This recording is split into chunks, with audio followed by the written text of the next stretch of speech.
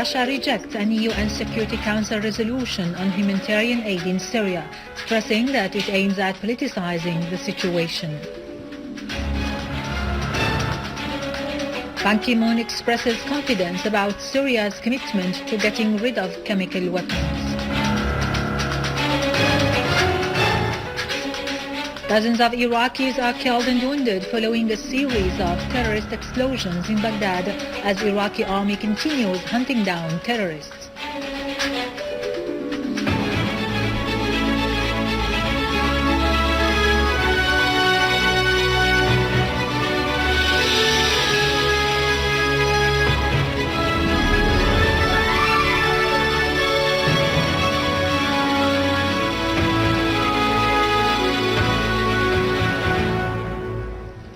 Good afternoon, ladies and gentlemen. I'm Irado Krikorian from the News Center in Damascus.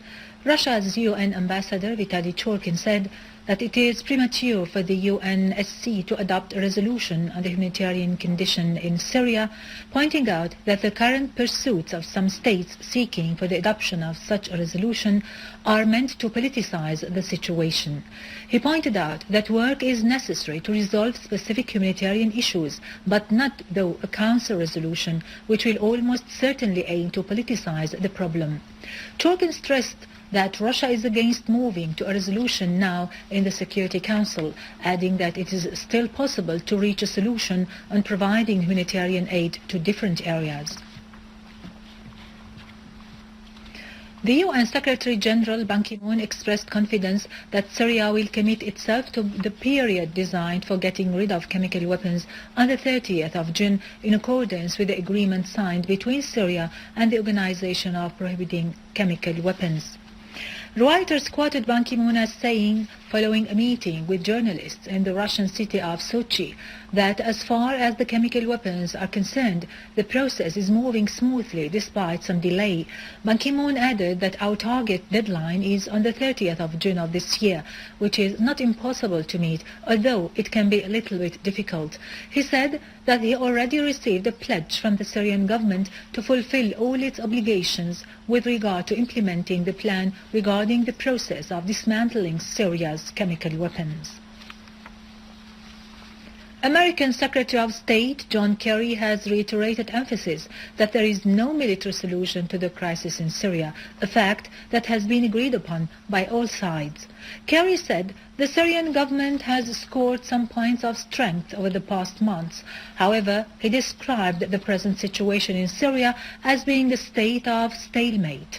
In an interview with the American CNN, Kerry said diplomatic efforts were able for the first time to gather the Syrian government and the opposition at the table of negotiations.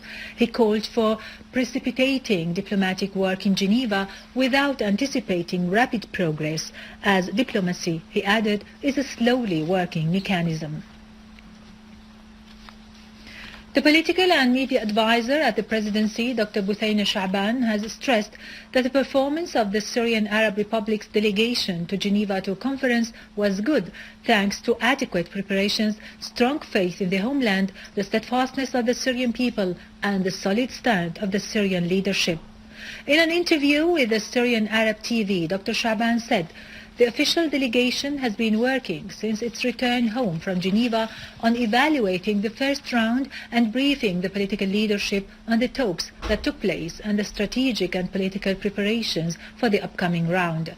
She pointed out that no decision has yet been taken about returning to Geneva for the second round of talks, pointing out that it is a matter for the political leadership and President Bashar al-Assad to decide. Shaaban said the U.S. Ambassador Robert Ford was leading the so-called opposition coalition delegation. Its members, it seems, have become convinced that they should bring more experienced and efficient people to match the Syrian government's delegation, Dr. Shaaban added. We have a just cause and right is on our side, and we shoulder our responsibility towards our homeland, whereas Syria means nothing to the others because they have not lived in it in the first place.